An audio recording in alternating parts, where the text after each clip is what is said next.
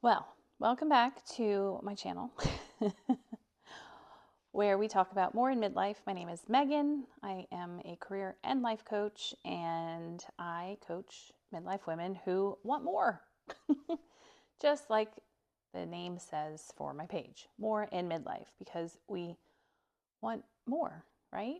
Like, and I get off topic pretty quickly. And in more in midlife, I'm not telling you to hustle and go after more constantly, like go, go, go. It's about wanting more of the good stuff, right? And figuring out what those good things are for you to want more of, because it's different for all of us. Okay, so today I am going to tell you about the one thing, the one piece of advice that I got early on in my divorce that, I've been divorced now for 15 years almost, and it has helped me through till this day. Like, even 15 years later, this advice still holds true, and I think has really, it really changed my life. So I will get to that piece of advice in a second. So I, when I, when my husband and I decided to get divorced, um, I went and saw a therapist. We had been married for almost 14 years, like a little over 13 years, I guess. And when we decided to get divorced, I wanted to see a therapist. We had done some couples counseling, but I decided I wanted to keep going, even by myself. And because I knew it was going to be a big transition, we had two young kids, and it was just a lot. So I kept going to the counselor. So, yeah, she was the person that told me this one thing that has stuck with me for so long. And when I first heard it, it felt kind of like a gut punch. And it was almost like one of those things, I was, let's see, 30, 35 when we got divorced. Yeah.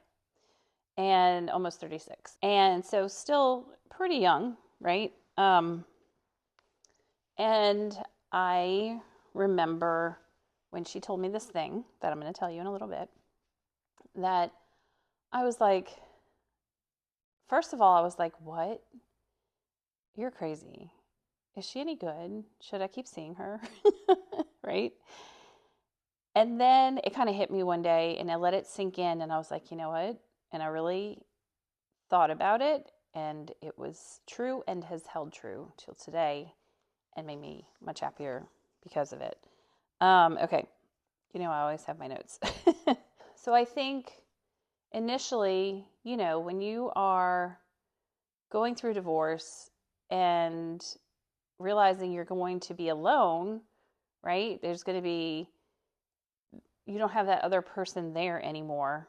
The thought of, could this be, like, I'm not going to be alone forever, right? Surely I'm going to find somebody else. And that need, that almost feeling like, okay, it's time to start getting it back out there and dating. People are always asking you, are you dating anybody? You should try the dating sites. Oh, let me set you up with a friend, or just all the things. So there's like um, this push, this pressure almost to find somebody else. I think it's just part of our society, and almost, as women, we are raised. I know, at least in my generation, it was like, once you're done with school, it's like you get married, you have kids, and you may or may not work, but like, yeah, married, kids, like that was like what was taught. Um, so it's like you almost need that person for the security, the safety, validation that you are part of, like, what's expected. You feel a little alone, especially if you have kids, and then the kids all of a sudden aren't there for a weekend. I mean, and you're used to being mom and doing all of the things all of the time. And then all of a sudden you have free time. And it's like, what is happening? What am I supposed to do? At the time, I was a nurse. I had a lot of friends who were a little bit younger than me who were still in their, like, going out and meeting their first spouse phases. So I had people always, ask me to go out and do stuff. And so I did that a lot in the beginning. I think it was like I don't want to say rebellious, but almost like that, like, oh, now I need to go out and, like, be young again and meet people and have fun and all that. So anyway, I did date a little bit, and I wound up dating this one guy um, for a little while. I'll get to that a little bit more. So, this is what my therapist told me. She said, you need to be okay being alone. Like, you need to be okay with the possibility that you will not meet anybody ever again that you want to be, like that close with for the rest of your life, that you won't have another spouse or close partner in life like that. And I was like, oh my, does she know how old I am? Like, of course I need somebody else. But she's like, you need to be good with you. And I did, like I said in the beginning, I was kind of like, what? Like, no, like, yeah, I'm okay with me, but I still want to like date and meet somebody and fall in love again. So, but I really took it to heart. And I think I remember like it kind of clicking when I was dating the guy that I was talking about before. I don't need to mention names.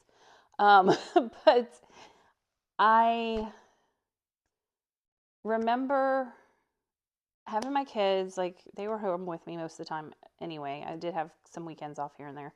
But I remember him like playing games, the typical like, I don't know, it hadn't changed since I was like in high school and college. Like it was still like, is he going to call me?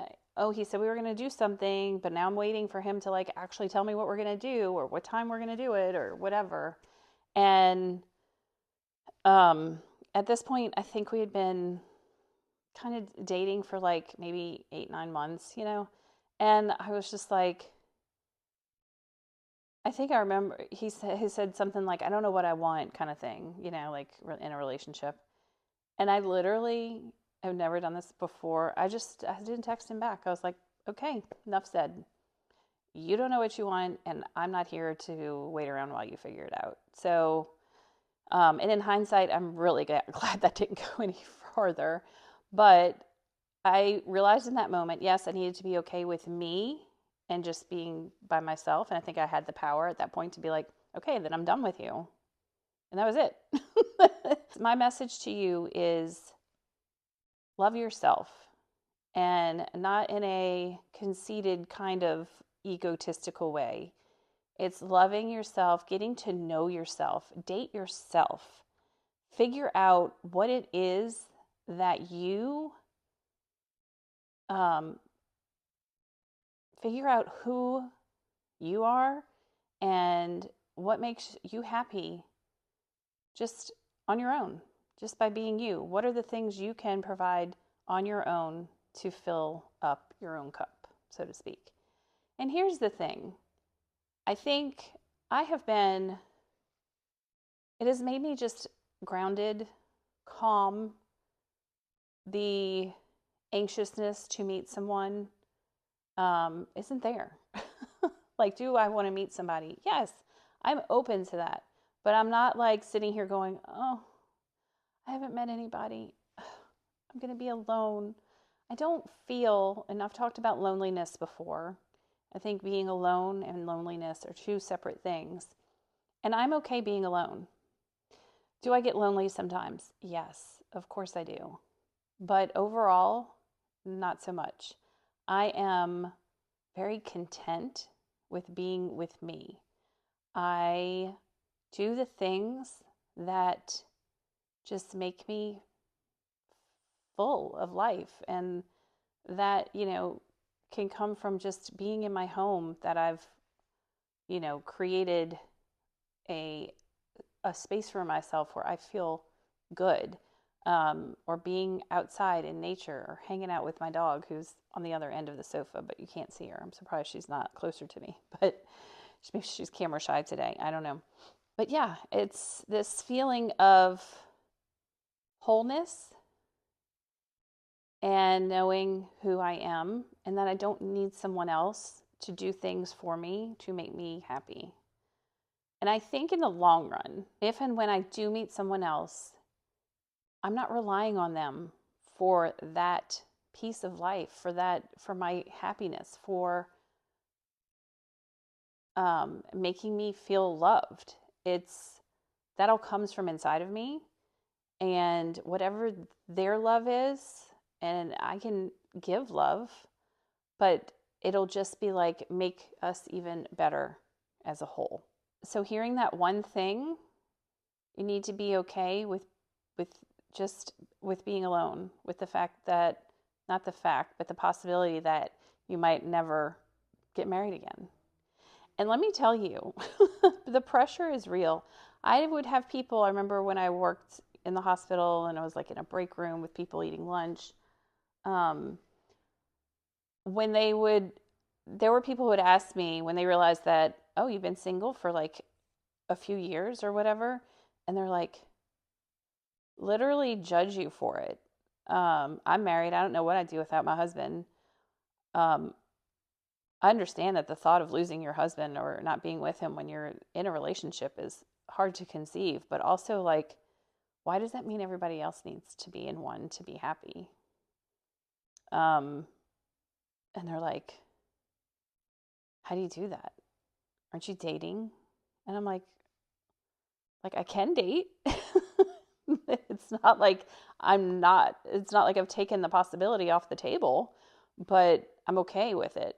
And like every time you go to a family function, the questions, I feel like finally people have stopped asking me. It's like, look, I'll tell you if I'm dating somebody that is important for you, enough for you to know about. But like, it's like one of the first questions, when people, like usually small talk is like, hey, how you been? How's, work? Oh, the weather's been crazy or whatever. They're like, so are you dating anybody? And when I'm like, yeah, no, I'm not.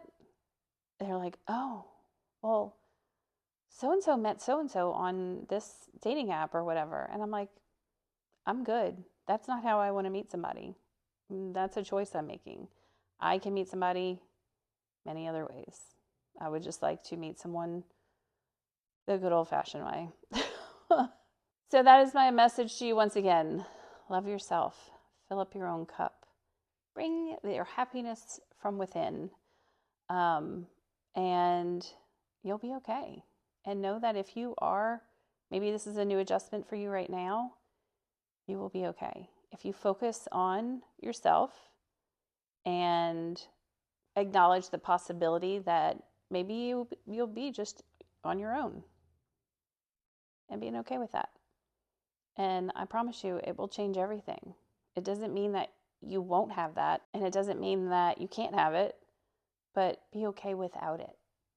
And I think in the long run, if you are in a relationship eventually, it'll make you a better partner and it'll make that relationship that much stronger. So, okay. I wish you all the love in the world, all the self love. Bye.